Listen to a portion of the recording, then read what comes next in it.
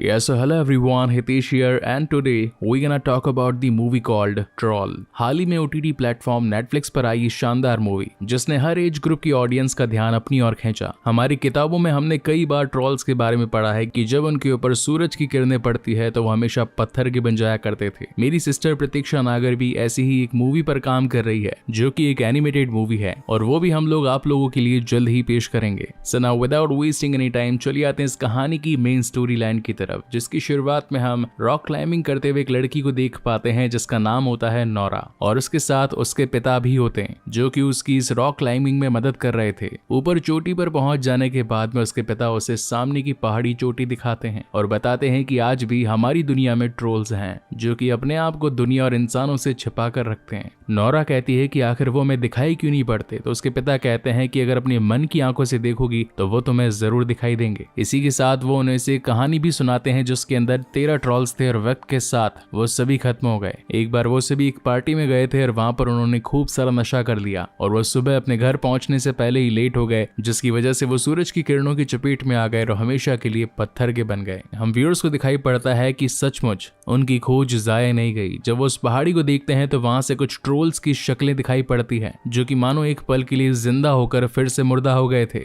जिसके बाद कहानी यहाँ से आगे जाती है 20 साल और हम एक रेलवे टनल को देख पाते हैं। इस वक्त यहाँ पर सभी काम करने वाले कारीगर उसकी लंबाई को अंदर से और बढ़ा रहे थे, इसके लिए उन्हें वहां बम फिट करने थे, लेकिन वहीं कुछ लोग खड़े होकर उनका विरोध कर रहे थे और बार बार कह रहे थे कि पहाड़ों को मत तोड़ो, उनमें जान है और वो जिंदा है। मगर ये सभी कारीगर उनकी एक नहीं सुनते और जब बाहर निकलकर उनका लीडर उस बम का बटन दबाता है तो वहां पर एक जोरदार धमाका होता है। लेकिन ऐसा करने के कुछ पलों बाद मानो वहां कोई एक जीता जागता बड़ा दरिंदा आ चुका था। हर कोई इससे अपनी जान बचाकर भाग रहा था और अब तो ये वीडियो क्लिप्स शहर के कमांडर और जनरल के पास भी पहुंच चुकी थी। जिसके बाद उनकी एक कमेटी बिठाई जाती है और ये सभी ये जानने की कोशिश करते हैं कि आखिर वहां पर हुआ क्या था। इस वक्त नोरा एक डायनोलॉजिस्ट होती है जिसे कि डायनासोर्स के अवशेषों को कलेक्ट करना पसंद था। अब क्योंकि ये भूविज्ञान का मामला था, इसी वजह से उन लोगों ने नोरा को भी इस मीटिंग में बिठा लिया होता है। अगेन उन वीडियो क्लिप्स को चलाया जाता है तो वहां पर हर वैज्ञानिक अपनी अपनी दलीलें देने लगता है। कोई कहता है कि जमीन के नीचे मीथेन बन गई होगी, तो कोई कहता है कि जरूर बम के फट जाने की वजह से जमीन में दरारें आ चुकी होगी, इसी वजह से वो धंस चुकी है। लेकिन नोरा कहती है कि ये जमीन में धंसने के निशान किसी दरार की वजह से नहीं बल्कि किसी के चलने की वजह से हुए। क्या तुम्हें दिखाई नहीं पड़ता कि ये किसी के फुटप्रिंट्स हैं? मगर इस बात से सब लोग उस पर हंसने लगते हैं। तभी वहां पर एक और औरत आती है और बताती है कि मैंने वहां मौजूद लोगों के मोबाइल्स को हैक करा और उनमें से एक नया वीडियो सामने आया है और इस वीडियो में ये साफ साफ पता चल रहा था कि कोई तो बड़ा दैत्य है जो कि इस टनल से निकलकर सीधा जंगल और पहाड़ियों की तरफ गया है और ये पैरों के निशान उसी के हैं। वहीं आगे कहानी में हम एक बूढ़ी फैमिली को देख पाते हैं। ये दोनों ही बैठकर अपना नाश्ता कर रहे थे, तभी इन्हें किसी के चलने की आवाज आती है। इसी के साथ वहां की पूरी जमीन तक हिलने लग गई थी।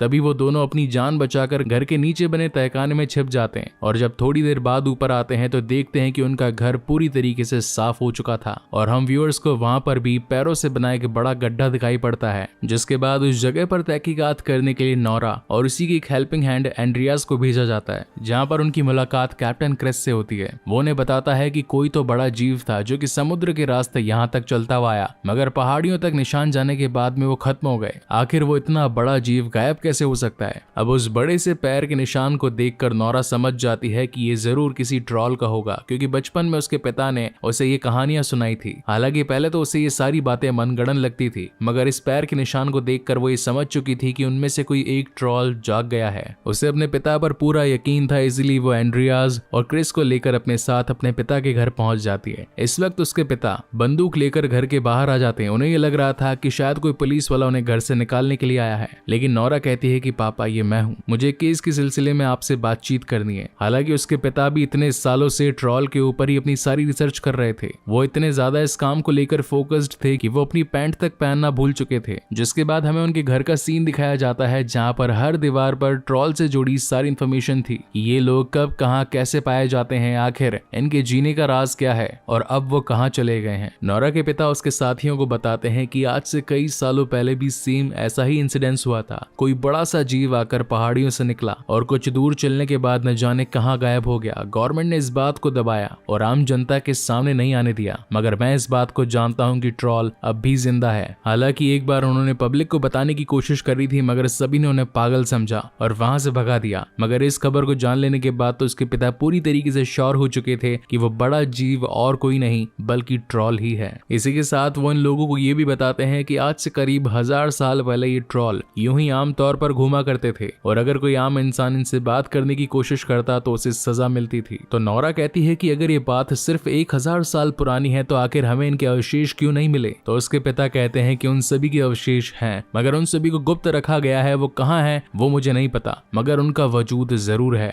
जिसके बाद ये सभी मिलकर उस पहाड़ी की ओर जाते हैं जहाँ पर उस बड़े से जीव के पैरों के निशान आकर खत्म हो गए थे। नोरा के पिता वहाँ की जमीन, पेड़ पौधे और पहाड़ों को काफी ध्यान से देख रहे थे और उन्हें इस बात का यकीन था कि वो जरूर यहीं पर है। लेकिन हर जगह देखने पर और साथ ही रेडार सिस्टम में भी फाइंड आउट करने पर वो बड़ा जीव यानी कि वो ट्रॉल कहीं दिखाई नहीं पड़ रहा था। एंड्रियाज और क्रिस को लगता है कि उसके पिता पागल हो चुके हैं और अब तो नोरा को भी लगने लगता है कि जो चीज यहाँ पर है ही नहीं तो वो इसके बारे में पुष्टि कैसे कर सकते हैं। और तभी अचानक आसमान में बादल आना शुरू हो जाते हैं। उसी वक्त नोरा को एक अजीब सी गंध आने लगती है और जब वो पीछे मुड़कर देखती है तो उसे एक बड़ी सी आंख खुली पड़ी दिखती है। बेसिकली वो आंख उसी ट्रॉल की थी जो कि उन पहाड़ियों में आकर सो गया था, लेकिन इन लोगों ने उसे फिर से जगा दिया। जिसके बाद इस कहानी का आता है कि one of the best scene जहां पर वो ट्रॉल खड़ा होकर उनके पीछे भागने की कोशिश करता है, लेकिन उसी वक्त वहां पर कई सारे हेलीकॉप्टर्स आ जाते हैं और उसकी वीडियो रिकॉर्ड करने लगते हैं। ये सारी वीडियोस पूरी कमेटी बैठकर देखती है और अब तो उन्हें भी यकीन हो जाता है कि हाँ वो पैरों के निशान सचमुच इसी बड़े दैत्य यानी कि ट्रॉल के थे। ये सभी कैसे तैसे अपनी जान बचाकर उस हेलीकॉप्टर में वापस से मिलिट्री कैंप आते हैं। नोरा का कहना था कि वो इस मिथिकल क्रीचर पर और ज्यादा इन्वेस्टिगेशन करना चाहती है, अपनी जांच पड़ताल को और बढ़ाना चाहती है, लेकिन प्राइम मिनिस्टर कहती है कि ये जीव आम इंसानों के लिए खतरे की घंटी है। हम लोगों को जितना जल्दी हो सके इसे खत्म कर देना होगा, क्योंकि अगर ऐसा नहीं किया गया तो वो शहर में आकर सारी चीजों को तबाह कर देगा। हमें तुमसे जितनी इन्फॉर्मेशन चाहिए थी हमें मिल गई, तुम्हारा काम यहाँ पर खत्म होता है और यहाँ से आर्मी अपना काम देखेगी। जिसके बाद तो जनरल से भी इन्हें ऑर्डर्स मिल जाते हैं कि तुम सभी सैनिक जाकर उस ट्रॉल को हमेशा के लिए खत्म कर दोगे। मगर इस मिशन पर नोरा, एंड्रियाज और उसके पिता भी आना चाहते थे। क्रिस उन्हें काफी बार मना करता है, लेकिन नोरा कहती है कि मैं जरूर कोई ना कोई तो जुगाड़ निकाल लूंगी ताकि इस बड़े से दैत्य का नुकसान भी ना हो और हमारे ऊपर कोई खतरा भी ना मंडराए। उसकी बातों को मानकर क्रिस उन्हें अपने साथ आने के लिए कह देता है। जिसके बाद हम पूरी आर्मी को देख पाते हैं जो कि इस वक्त घात लगाकर बैठी थी उस ट्रॉल को खत्म करने के लिए। उन सभी के पास में नाइट विजन कैमरास भी थे जिसमें वो दूर से आते हुए ट्रॉल को देख लेते हैं और अब तो कमांडर भी उन्हें परमिशन दे देता है हमला करने की। जिसके बाद वो पूरी आर्मी उसके ऊपर धड़ाधड़ फायरिंग करना स्टार्ट कर देती है। इसी के साथ बड़े वाले बम गोले भी उस पर छोड़े जाते हैं। अब तो ट्रॉल को भी इनके ऊपर गुस्सा आ चुका था, इसी वजह से उसके हाथ भी जो लगता है वो उसे उठाकर खाने लगता है। इसी के साथ वो वहां मौजूद बड़े बड़े टैंक्स को भी तबाह कर देता है। हर किसी को लगने लगता है कि ये हमारे बस की बात नहीं, क्योंकि हमारे गोले बारूद तो इस पर कुछ असर ही नहीं कर रहे हैं। उस ट्रॉल की त्वचा इतनी मजबूत थी कि उनकी गोलियों का उस पर असर ही नहीं हो रहा था और फाइनली हर आर्मी का सैनिक वहां से भागने लगता है। लेकिन तभी उस ट्रॉल को शांत करने के लिए नोरा के पिता उसके सामने आ जाते हैं और उससे बात करने की कोशिश करते हैं, उससे कम्युनिकेशन बिठाते हैं। ट्रॉल को भी लगने लगता है कि हाँ ये इंसान सचमुच बात करना चाहता है। मगर इतने में ही आर्मी की पीछे से एक बंदूक की गोली आकर उसे लगती है और उन गोलियों से बचने के लिए जब वो अपना हाथ और पैर चलाता है तो गलती से उसके पिता पर वो पैर लग जाता है और वो बुरी तरीके से घायल हो जाते हैं। नोरा अपने पिता को बचाने के लिए उनके पास जाती है। वो उनकी जान बचाने की कोशिश भी करती है, लेकिन वो इतने ज्यादा घायल हो चुके थे कि वो कुछ चंद शब्द कहकर मर जाते हैं, जिनमें शामिल था रॉयल पैलेस और घर। नोरा अपने दिमाग पर काफी जोर डालती है मगर उसे इनकी बातें समझ नहीं आती। जिसके बाद सीन शिफ्ट होता है मिलिट्री कैंप में। यहाँ हम नोरा को देख पाते हैं जो कि अपने बचपन की फोटोज देख रही थी। पहले उसने अपनी माँ को खो दिया और अब अपने पिता को। अब इस दुनिया में उसका और कोई भी नहीं था।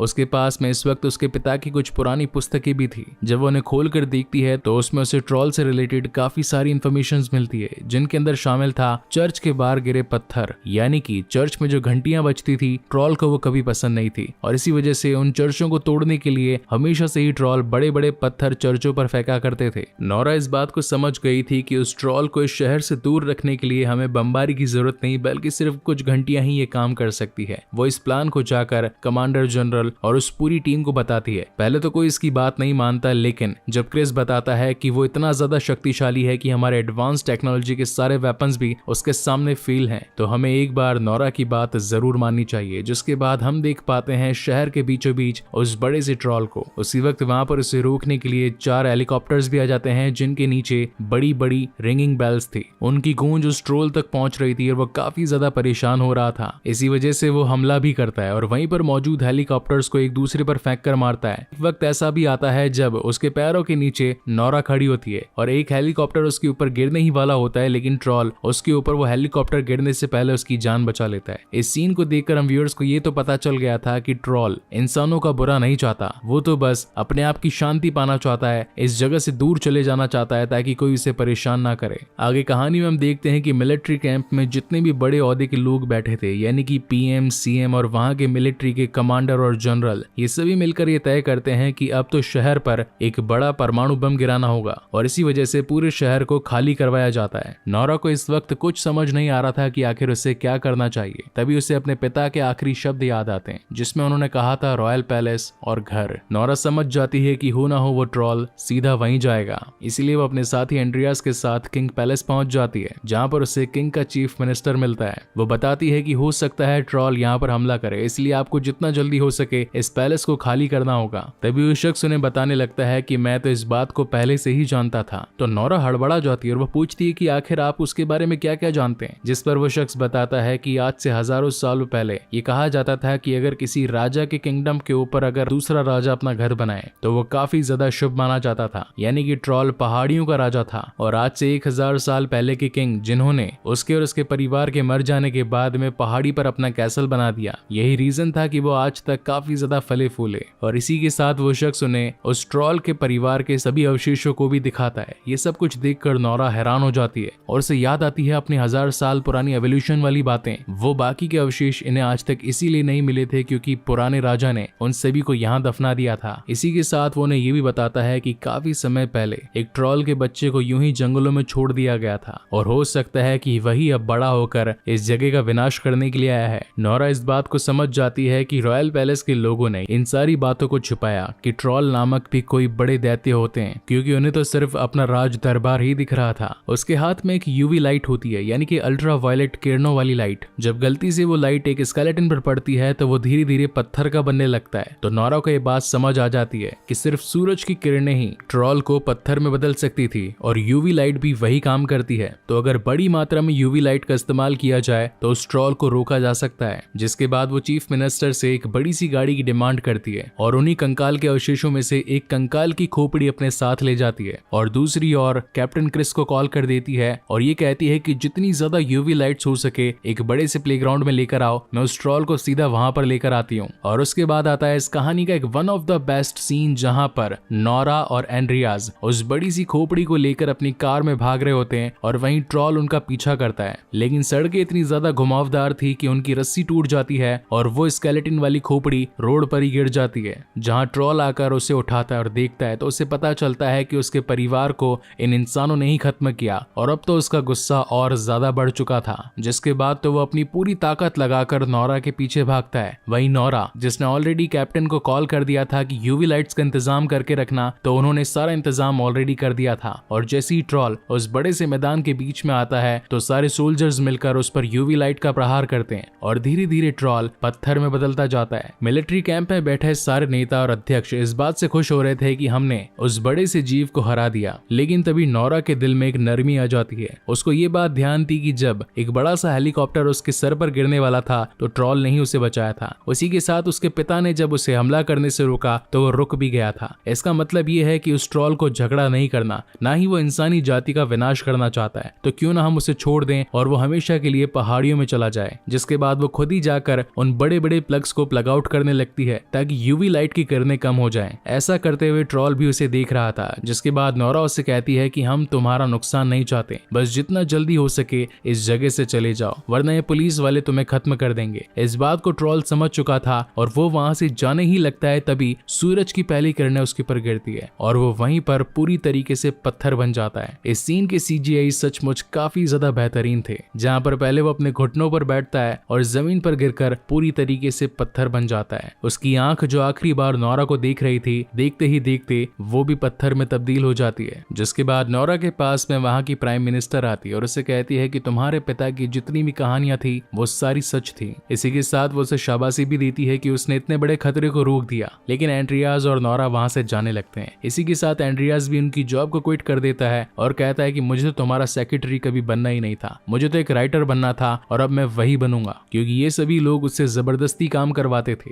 वहीं एंड्रियास को भी लग रहा था कि उसका टैलेंट वेस्ट हो रहा है, जिसके बाद वो नोरा के साथ अपनी नई जिंदगी शुरू करना चाहता था। वो उससे पूछता है कि क्या ऐसे और भी ट्रॉल्स हैं। तभी नोरा को अपने पिता की वो बात याद आती है जिसमें उन्होंने 13 ट्रॉल्स की कहानी बताई थी। और इसी तगड़े सस्पेंस के साथ ये शानदार कहानी यहीं पर खत्म होती है। सो गाइस, आपको ये वीडियो कैसा लगा प्लीज मुझे लाइक और कमेंट करके जरूर बताइएगा। और अगर पहली बार इस चैनल पर आए हैं तो इसे सब्सक्राइब जरूर कीजिएगा, क्योंकि ऐसे ही बेहतरीन मूवीज मैं आप लोगों के लिए लाता रहता हूँ। सो तब तक के लिए keep watching and stay safe. मिलते हैं अगले वीडियो में।